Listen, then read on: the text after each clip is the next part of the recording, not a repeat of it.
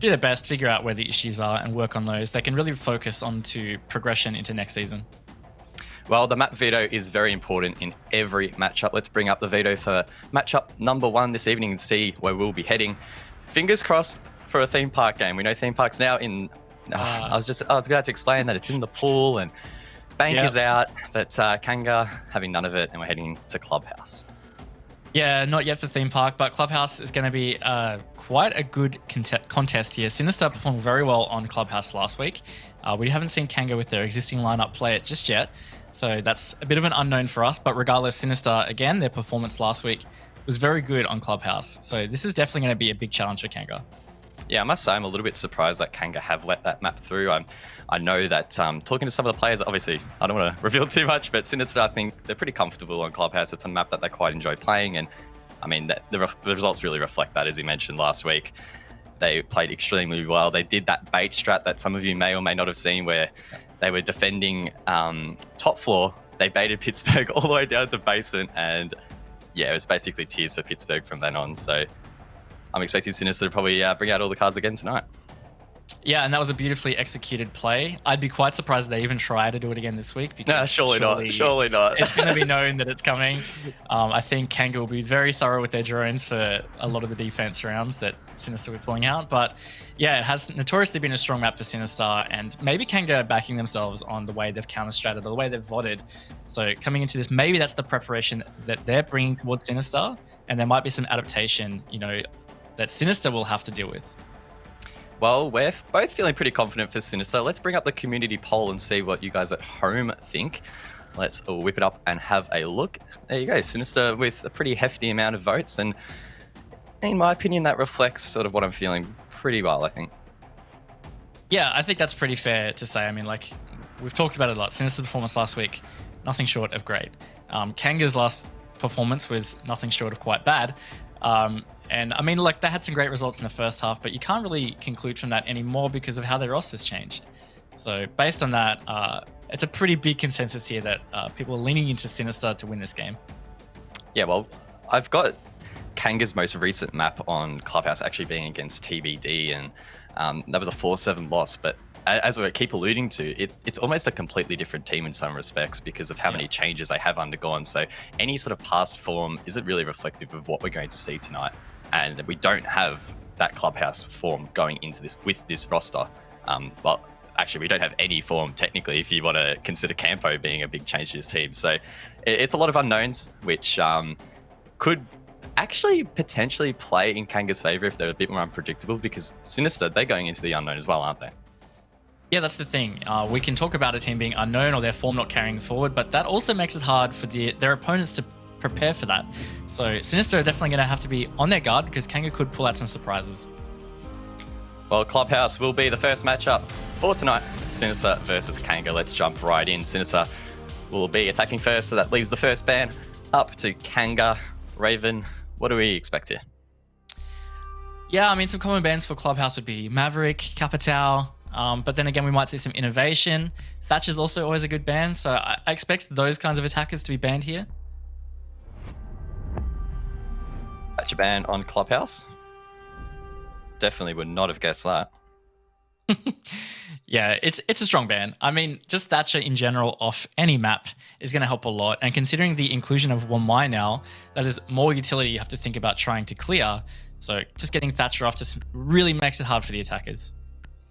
It's interesting you actually mentioned Wamai, because Sinister were one of the few teams last week that were actually using Wamai quite a bit. So Kanga potentially shooting themselves in the foot a little bit there, unless they have an alternate way of getting rid of those devices. Either way though, Maverick will be the second attacking ban. Again, all these bans pretty typical of Clubhouse, I feel, so far, unless Kanga whip out something we haven't seen before on this final defensive ban. Yeah, and I like the Maestro ban because, as we were saying, there's already a lot of utility you have to clear, and just not having Evil Eyes that you have to deal with, because of course you have to use projectiles or explosives to clear that. Not having to worry about that is great. And all the Echo complementary ban means that there's going to be a lot less intel on the defense.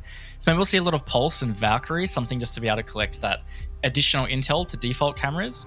This ban phase is quite interesting, even though it is pretty common. It does create some challenges on both sides now.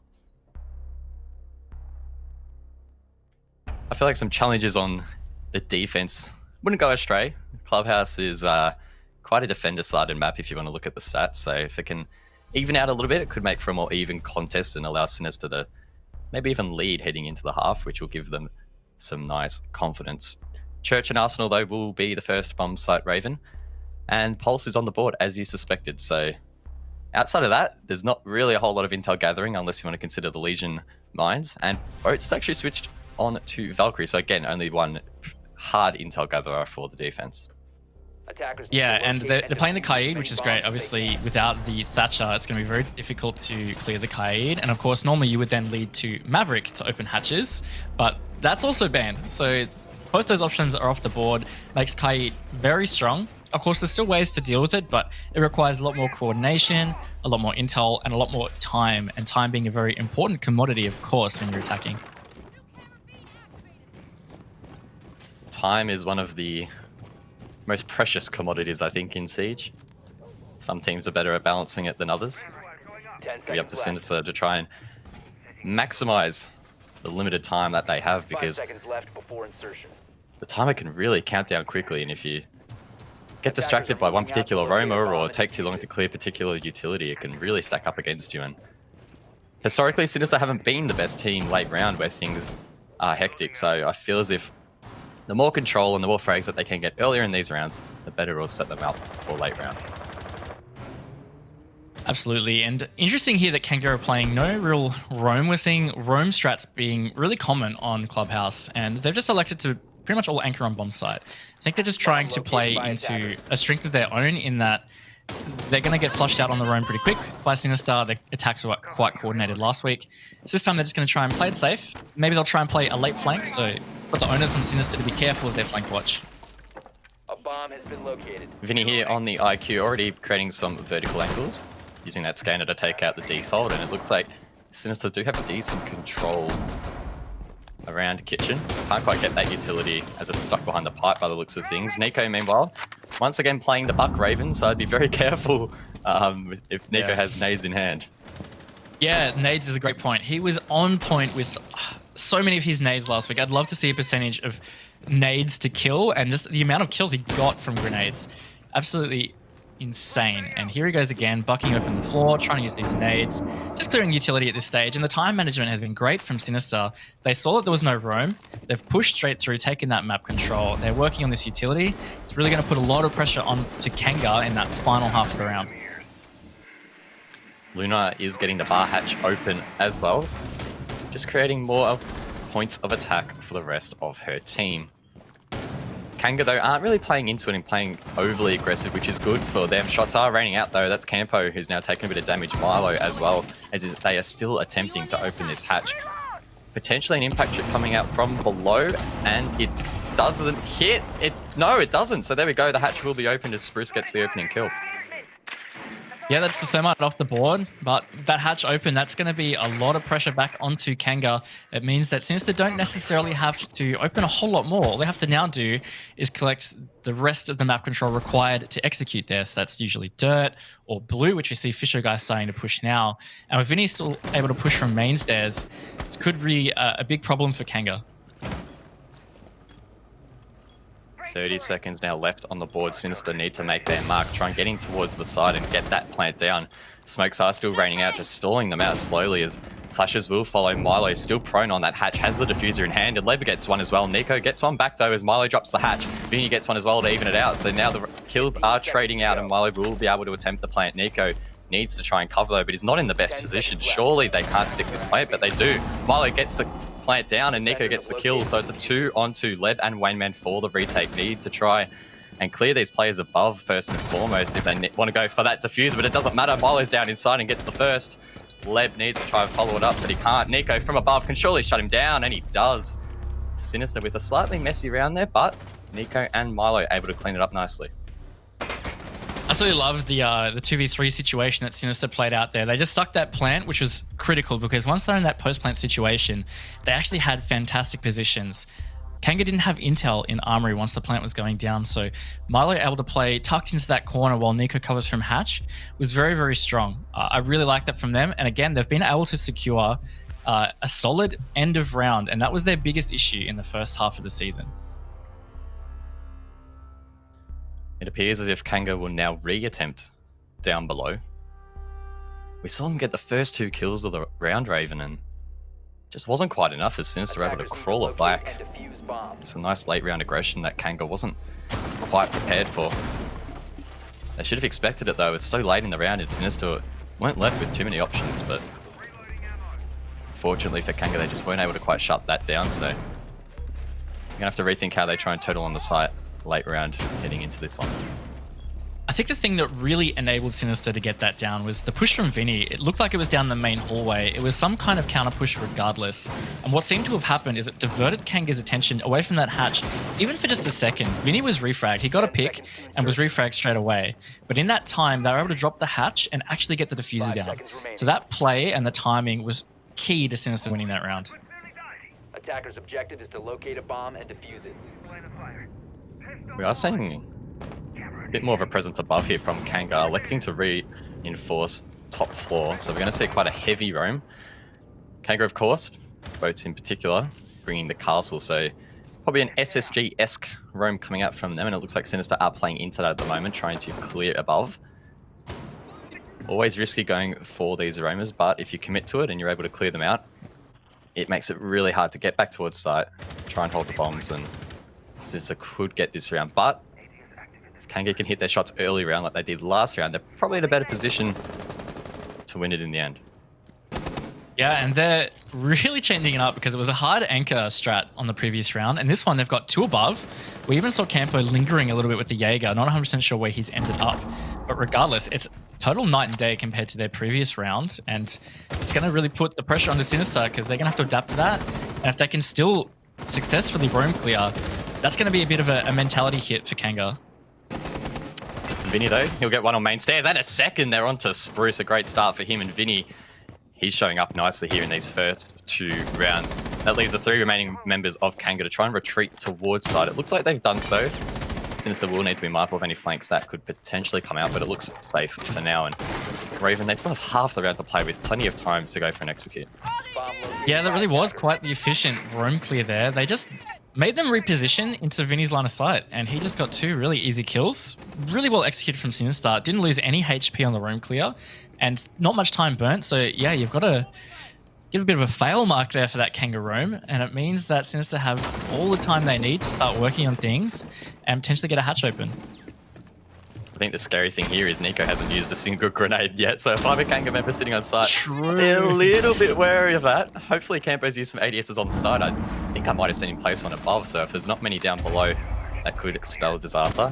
Either way though, Nico has now expended those grenades, so Kanga able to get away from that. Is once again, Milo's going to go for the hatch, and the vertical control from Sinister's looking pretty strong. Yeah, and that impact trick was successful this time though, so this means they're going to have to use more of the X-Kairos to get the hatch open. One player in position to deny, but not going to go for it the second time, so it looks like the hatch will get open now, Guz.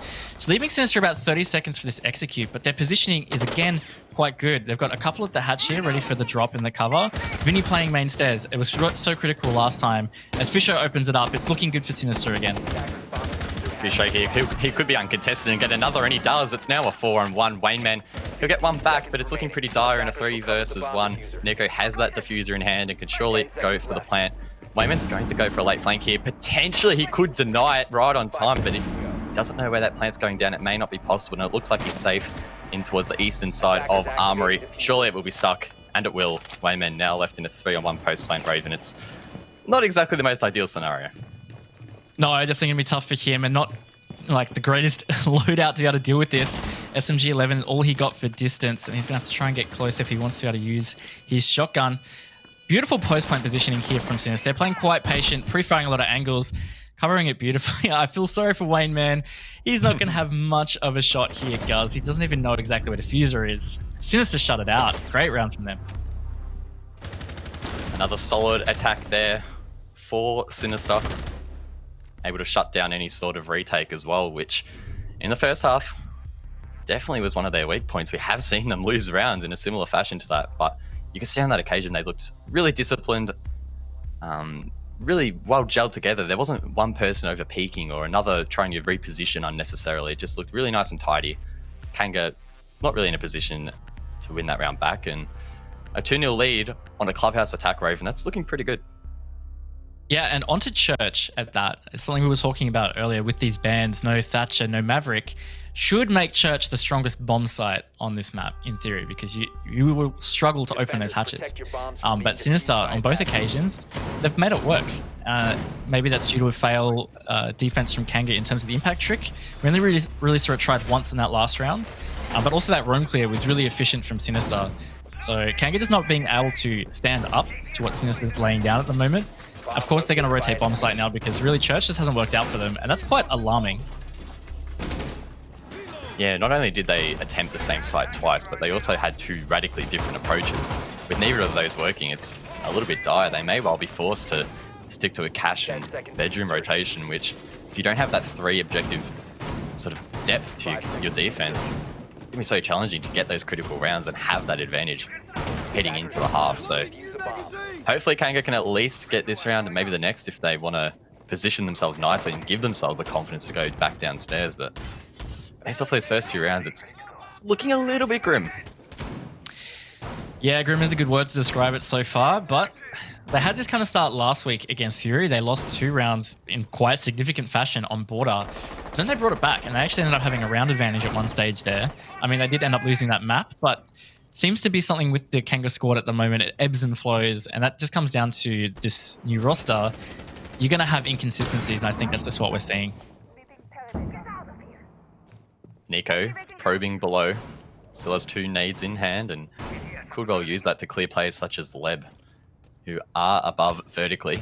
ADSs will not help him in any scenario if he's standing above that destructible floor, so if they can position that and time that, that will be a good play. Leb does rotate though as he hears Fisher get quite aggressive, and they already have garage control, Raven. This is really early to be gaining such a critical part of the map. Yeah, it is, and the sooner they can clear out this cash position, the stronger this attack is going to be, because this is usually the biggest battle, right? Is getting this map control into cash and CCTV. If you can get that, you can usually clear out logistics quite easily, depending on how the reinforcements work, and then you've got quite solid map control. And I think Sinister are doing a really good job so far. Unfortunate not to get those shots is Nico, but that frag grenade coming through and hits the mark again, Guz. This man does not miss his grenades. And that's the cue to Sinister to rush in towards side, and Spruce will pay the price. It's now 5-on-3, and Kanga are basically forced to retake the side. All their members appearing to be off site to the west, and that's not where you want to be. Actually, they are on site. I am mistaken. I got this site completely mixed up, Raven. What a great start. Back to Pro League. It's been a while. It's been a while. I'm sorry. Has been a while. You're not wrong, man. But look, Kanga in a bad position here. Sinister just looking really strong on his attacks. One thing that was really nice about the way they executed this then is in the hecticness of that frag grenade coming from below, they capitalized on that. They pushed forward aggressively. It was timed beautifully, and it's allowed them to just continue to dominate with pressure onto Kanga. It's now 5 versus 2, up to Campo and Wayne, man. They are on site, but they are surrounded. Once again, it's not looking good. Campo's stuck inside of the bathroom. Multiple angles that he needs to try and cover. Doesn't quite hit the shots on the first. Will he hit the second? No. So he misses both, and Sinister still have 5-man up for the plant. Nico, though, he's going to rush in. Secures his double. Doesn't quite get the triple as it's stolen away by Fisho Guy, but Sinister will take 3 attacks in a row. That one being flawless nonetheless, and it's looking pretty good for Sinister. It really is. The coordination that we're seeing for Sinister again is just building on the strong performances we saw last week from them. And I just think, given the way Kanga is at the moment with their rebuild phase and just the way their roster is, they're struggling big time. Sinister are countering almost everything that Kanga are doing. And that's got to be tough. They're going to repeat the bomb site, guys. I think they can change something. But the way that Sinister took CCTV and cash was a bit scary if I'm Kanga. Yes, it was. The efficiency is what threw me off. I'm like, oh yeah, they got the wall open. Yeah, oh, they're inside. No, they're not. Guz, what are you doing, mate? Oh, well, now I get a second go because they're going to go there again. So hopefully I don't have a braid fade mid-round and we can get it right. Yep, they will get a redo, as will you. And looks like they're going to set it up pretty similar, to be honest. Maybe they identified a bit of a fundamental issue, setting up similar rotates. Bruce here on the Mozzie, though. See whether he can net himself any kills this time. Nobody really getting a chance to get into the game. I mean, Boats is on the most kills for Kanga here, but nothing feels like it's been, well played for Kanga. It feels like Sinister has just constantly been on top, constantly putting this pressure on. Kanga just have no answers to 5 that. seconds to go. Looks like Kanga will once again be executing The bomb. his hold of CCTV and cash, trying to delay the push from Sinister. Didn't delay a lot of time last round, so hopefully they can extend that inconvenience in this one. 3 rounds of attack win straight on Clubhouse. Pretty unprecedented, but I think it's really a reflection of how well Sinister are playing. Shots already coming out towards the top of blue, and I think 2 Kanga members now, they're stranded downstairs. Spruce gets one though with the C4. Oh, that is such a Spruce moment, but there you go. Fisho's off the board, one of the top fraggers for Sinister so far. I was just sitting here thinking, what is this? 2 Kanga players rotating all the way down to the bottom of blue. But look, it worked out. That C4 got a pick. Almost took out 2, to be honest. It was close to being a double. Milo just hanging in there. And it means that finally Sinister are quite impacted early on in their attack. That's going to have to make them rethink what they're doing. They're still pushing quite confidently, though. Milo's just said, you know what? I'm going to take garage control. I'll just push straight to CCTV. We can open this CCTV wall. And they're pretty much almost where they were before, just minus a couple of things. The wall will finally be opened in towards CCTV. That's Luna on the thermite. Vinny, he gets boats though, so there we go. It's now a 4-on-3 scenario. Just over halfway to go in the round, and just like that, Raven, they're bringing back a round that was looking a little bit iffy at the start, and I think it's really a reflection of the confidence that they're bringing so far in this second half. Yeah, and the big takeaway from that is that they don't seem phased. And that's, again, their issue that was in the first half, is they seem to have had difficulties with mentality when things were going wrong. Looks like Nico just spotted Leb. Maybe there was some intel on that. Leb is about to lose his face to Nico. Another kill for him. He's on a double for this round. Again, Sinister just going from strength to strength. Their mentality is just looking really good in this half of the season. It's honestly almost like they're a completely different team. Yeah, that's exactly what I was thinking. If you had to put maybe 2 VODs side by side of Sinister in the first half of this season and the second, and blurred the names, I don't think you would be able to tell it's the same team. They've undergone those role changes. The aggression and the confidence is just so much better, and it's really showing well. Of course, Kanga aren't going to be at full strength, but I think Sinister are playing really well. We can't take that away from them. As Vinny gets another, Luna gets one as well, and it's just like that. The round's over. Kanga just having absolutely no answers at the moment. They really are having a tough time. And look, I have to question again, maybe the veto here for Kanga. Last week, we questioned it. They've chose Coastline against a strong Coastline team in Fury, and they were punished for that. And now they've chosen Clubhouse against a strong Clubhouse team in Sinister, and I think it's fair to say they're getting punished for it. Yeah, I was pretty critical of the map veto as well. I feel like Sinister, for the most part, feel pretty confident on this map. Unless potentially this is Kanga sort of treating this as a real sort of training ground to maybe get better at this map. I'm not too sure. Attackers need to locate. But of course, they're going to be gunning for that win. Yeah. And 4-0 is definitely not a winning position when you're on the losing side of that, especially on the defense. So hopefully they can shake things up a little bit here. We've already seen them lose this site twice in a row. Rounds number 1 and 2 respectively. Come on, Kangish. Please, spice it up a bit. Spruce it up a bit. I'm going to say that. It says spice it up, spruce it up a bit. Give us some spruce plays. More C4s, please. Yeah, I mean, what I'm most curious about is how they try to play this out, because the first time they tried to defend, they hard anchored. Didn't really work out. Second round, they tried to hard roam. Worked out even worse. So I think they need to try and find a middle ground there. It's good to slow down Sinister at the start, but if they get shut down in that room clear just as quick as they did in that round number 2, it's going to be a complete fail. So they need to find that balance, slow them down, get back to site, and then try and just really jam out all the time so Sinister have to try and double brush execute. Last time we did see this roam, Sinister were quite effective and willing to clear it out. We could see them target site on this occasion. Not seeing too much progress above. In saying that though, Nico's now coming over towards that gym window, or the roof rather, now to assist. So it does look like Sinister are going to go for that full roam clear, and can't really blame them. It was successful on their first attempt. They won the round pretty confidently, and if they can replicate that, they'll go 5-0 up. Yeah, and sometimes it's just about maintaining patterns or maintaining routine. This worked really well for them. So sometimes it's good to Oh not my change God. it. C4 from Spruce Another again, one. though. Spruce, what an absolute god. Unfortunately, we didn't get to see where that was from, but it was probably a yeet out of the window 50 meters away. Either way, though, Kanga now have the man advantage, and they're in a good position to get the round. Wayman gets one as well, but the aggression in towards bedroom from Fisho nets him a kill, and there could be a player severely compromised there in towards logistics. A player was coming up main stairs to assist, though. That's Campo. Spruce is playing patiently. He knows that there is a player there potentially holding the angle. It's going to be a tough fight against Fisho, but Fisho's not looking the right way, and Spruce could get him from behind. He whiffs his shots. Oh my goodness, he almost didn't get that kill. Oh, either way though, he did. And Sinister are now at a 2-4 man deficit. Man, I thought he was going to have to get 180 done. Oh, that would have been so fun. I would have clipped it. I would have clipped it and sent it to him straight away. Would have been a massive feels bad, but he still has this vertical position, and it is up to Milo and Luna. They are the two hard breaches, so they can get some stuff done, but the big issue here is that they have to worry about Spruce. He can flank them at any time, and considering they've only got a minute, they're going to have to set up some careful drones maybe for their teammates to watch so they can actually get some stuff done.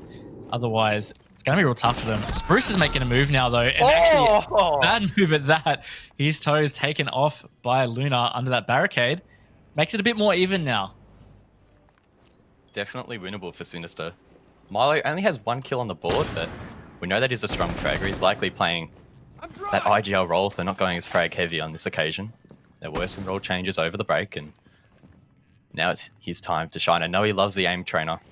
He would have been prepping for this map all day, trying to get some kills, and it looks like this could well pay off if they can push in and flush these Kanga members out. Luna drops the hatch, heads towards the memorial door. Can she get that first kill? She does. That's Campo deleted off the board, and 15 seconds left for Luna to try and get 1 or 2 more. She makes her way in towards side, and they almost line up for her, but manages to get her taken out. But there we go. The refrag from Molosca will end that round, and my goodness, I thought Luna was going to line them both up there. Kanga with some really poor positioning late round, and Milo able to clean that one up. Oof, Luna almost absolutely single-handedly dismantled Kanga in church just then. That lineup almost working out. Really well played from her on that entry, and then Milo to finish it off. Again, some great communication, some good 2vx play from Sinister, getting them another round. That's 5 rounds in a row, guys. 1 more round for this half. Could be a flawless half here for Sinister. I'd have to check the results, but I don't think there's been many flawless rounds at all in ANZ Pro League so far, and to be able to execute that on attack in Clubhouse, whew, it's pretty scary. And it hasn't even felt like, bar that last round, Sinister have really struggled. I mean, they've looked confident. Kanga just have had no response.